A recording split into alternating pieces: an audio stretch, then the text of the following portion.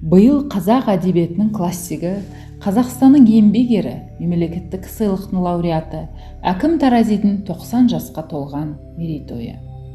Әшімов Әкім Үртайұлы 1933 жылы 9 қыркүйекте Жамбыл өңірінде дүниеге келді. 7-8 жасында әкесі майданға аттанып кетеді. Жеткіншек жақын жуықтың табалдырығында жүріп есейеді.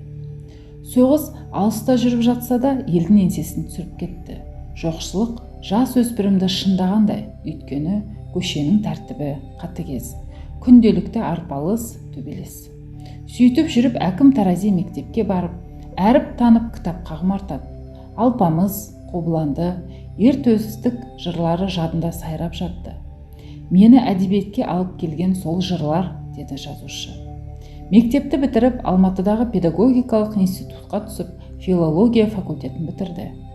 Әкім Тарази осы кезеңнен бастап газет журналдарға шағын филетон әңгімелер жазып жүреді. Сол екпінмен Мәскеудегі жоғарғы сценарлық курстарға оқуға түсіп кетеді. Соғыс кезінде Алматыда көркем фильмдер киностудиясы жұмыс істеп тұрды. Студияға Қазақфильм деген атау беріледі. 1964 жылы Мәжит Бегалиннің «Тұлпардың ізі» атты көркем фильмі көрерменге жол тартады. Әкім Тарази ересек адамдардың ғана емес, балалар психологиясында жақсы меңгерді. Күрделендірмей жеткіншектің тіліне жатық етіп жазу тәсілі еді. Сондай туындының бірі Арман Атаман фильмінің сценарийі. Қараш оқиғасы Мұстафа Шоқай, Қарлығаштың құйрығы неге айыр атты анимациялық фильмі жарық көрді. Әкім Тарази қызметпен бірге шығармашылығын да қалдырған жоқ. 9 жыл Қазақстан кинематографиялық басқармасының бірінші хатшысы болды. Ал 1986 жылы Қазақстан жазушылар одағының хатшысы болып тағайындалды. Әкім Таразидің алғашқы шығармалар жинағы Ақбердің ауласы, Бұлтқа салған ұясын, Тас жарған, Қорқау жұлдыз, Шер, Қиянат, Тәж, Жаңбырлы түндер романдары.